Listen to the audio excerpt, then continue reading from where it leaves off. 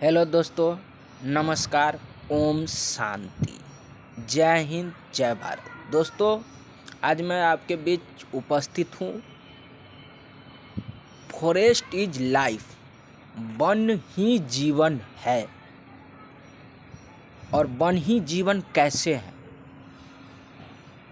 तो जीवन, जीवन का मतलब क्या है? जीवन मतलब वन में जो जिया उसी को कहा जाता है जीवन। जैसे हमारे प्रभु राम जी 14 बरस वनवास किए थे।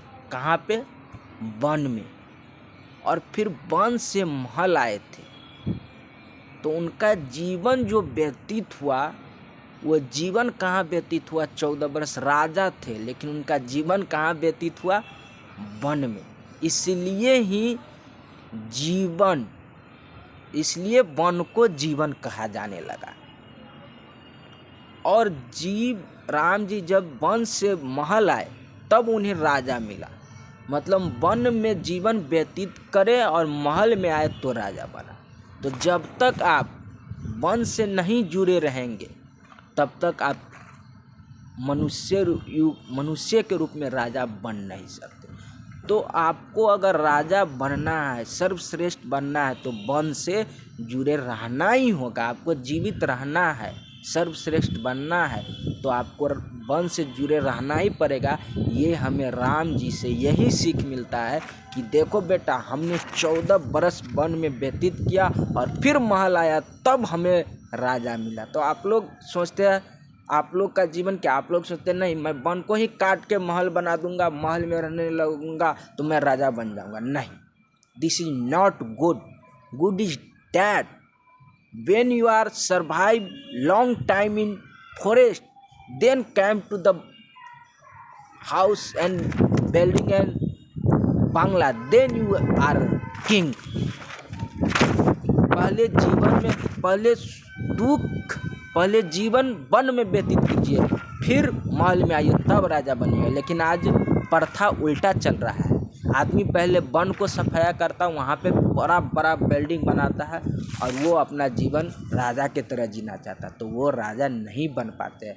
तो रामायण से हमें यही सीख मिलता है 14 बरस की वनवास से। क्लियर है? और अब हम चलते हैं दोस्तों, इसी प्रकार अब आप साइंस का बात करते हैं। आप लोग कहेंगे कि नहीं, ये तो रामायण मन ग्रंथ कहानी है, दिस इज नॉट गुड। अब साइंस का बात, इवोल्यूशन चैप्टर 12th में आदि मानव लोग कहाँ से आए? आदि मानव लोग कहाँ रहते थे, ये बताओ आप लोग। साइंस, आदि मानव लोग भी तो वन में रहते थे, वन में ही अपना जीवन व्यतीत करते थे। धीरे धीरे डेवलपिंग हुआ ना। अब सबसे प्यारे भक्त हमारे हनुमान जी तो वन में ही पूरा जीवन अपना व्यतीत किए। इसीलिए तो कहा गया है जीवन, मतलब वन में जो जीवन यापन कर लिया उसी का जीवन जीवन है। ये महल बंगला क्या, ये तो बाद में आएगा। इसलिए दोस्तों, please protect the forest, protect the forest. दोस्तों, आजकल हमारे श्रेष्ठ राम भक्त हनुमान जी को, जिन्हें वनों से इतना प्यार था कि वन को ही अपना घर मानते थे, लेकिन इस आधुनिक और मॉडर्न युग में मानवता की क्रूरता भरी राक्षसी से अपने पैरों पर ही कुल्हाड़ी मारे जा रहे हैं। पहले हम कितने सर्वश्रेष्ठ थे। पहले हम कितने सर्वश्रेष्ठ थे, जो तुलसी को भी पूजा करते थे, तुलसी को पूजा करते थे, पीपल को पूजा करते थे, उसे देवता के रूप में मानते थे। दोस्तों, उसे तुलसी, साइंस फैक्ट क्या है, तुलसी को हम क्यों देवता मानते थे, पीपल को क्यों देवता मानते थे? क्योंकि वो हमें ऑक्सीजन देते थे। वो कार्बन डाइऑक्साइड जहरीली गैस को एब्जॉर्ब कर लेते थे, वायुमंडल से, एटमॉस्फेयर से ले लेते थे, और प्राण युक्त जीवन दान वाले ऑक्सीजन, सबसे महंगा गैस ऑक्सीजन हमें देते थे। इसलिए हम लोग तुलसी को, पीपल को देवता मानते थे। जैसे शिव भगवान ने समुद्र मंथन के समय विष को अपने अंदर धारण किया और अमृत देवता में बांट दिए, उसी प्रकार आजकल पेड़ कर रहे हैं हमारे लिए। विष भरी जहरीली ये जितना फैक्ट्री वैक्ट्री का जहरीली गैस है वो एब्जॉर्ब कर रहे हैं और हमारे को ऑक्सीजन दे रहे हैं और हम लोग उसी को काटे जा रहे हैं। ये कैसी क्रूरता भरती राक्षस है जो अपने पैरों पर ही हम लोग कुल्हाड़ी मारे जा रहे हैं, अपने पैरों पे ही कुल्हाड़ी मारे जा रहे हैं। ऐसा नहीं करना चाहिए दोस्तों, ऐसा नहीं करना चाहिए दोस्तों। क्या जंगल के उपकार मिट्टी पानी, दोस्तों क्या है जंगल के उपकार मिट्टी पानी और बयार, मिट्टी पानी और बयार जिंदा रहने का आधार। दोस्तों क्या है जंगल के उपकार मिट्टी पानी और बयार, क्या है जंगल के उपकार मिट्टी पानी और बयार, मिट्टी पानी और बयार जिंदा रहने का आधार। दोस्तों अगर हम जंगल को आज के युग में सेव कर लिए तो मिट्टी और जल की समस्या तो अपने आप ही हमें गिफ्ट तोहफा के रूप में मिल जाएंगे। जैसे कहावत भी है दोस्तों, एक साथ दोहरा लाभ। अगर हम वन को जंगल को प्रोटेक्ट कर लिए तो जल और वायु तो अपने आप मुझे भगवान के तोहफा के रूप में मिल जाएंगे दोस्तों, तोहफा के रूप में मिल जाएंगे। दोस्तों मेरी दूरदृष्टि से मैं यह देख रहा हूँ, ये मानव रिसर्च के फील्ड में बहुत आधुनिक काल में जा रहे हैं, अपनों पैरे तले ही कुल्हाड़ी मार रहे हैं।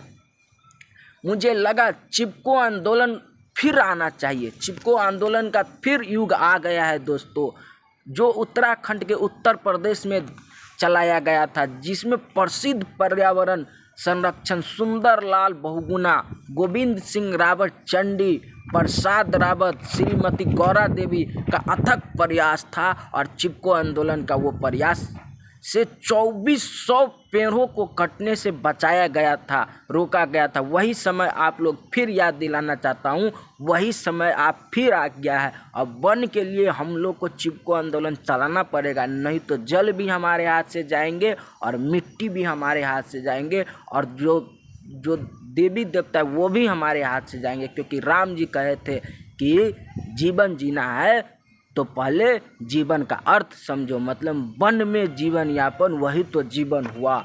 दिखावे से फकीर था, खूनों में जमीर था, दिखावे से फकीर था, खूनों में जमीर था, प्राकृतिक संरक्षण से लड़ने के लिए साहसी बलिदान था। दोस्तों दिखावे से तो फकीर था, दिखावे से तो फकीर था, खूनों में जमीर था, प्राकृतिक संरक्षण से लड़ने के लिए साहसी बलिदान था। प्राकृतिक पेड़ों की संरक्षण करने के लिए दोस्तों 27 महिलाओं ने अपनी जान तक देने को तैयार हो गए और बलिदान हो गए। दोस्तों आप लोग भूल गए उन देवी देवताओं को जो 27 औरतों ने अपनी जान तक दे दिए और चिपको आंदोलन चलाए थे और पेड़ को बचाया। आज फिर मेरा दूरदृष्टि यही देख रहा है कि आज फिर वो समय आ गया है, क्योंकि अब धरती पर पानी भी दोस्तों 0.03% ही बचा है।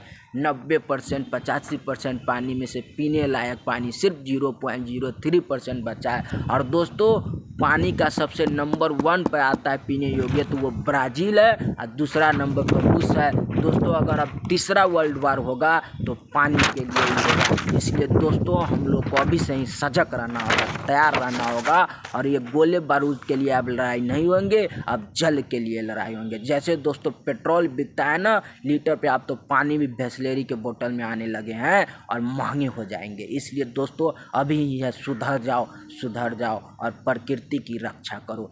जय हिंद, जय भारत। थैंक्स मेरे देश।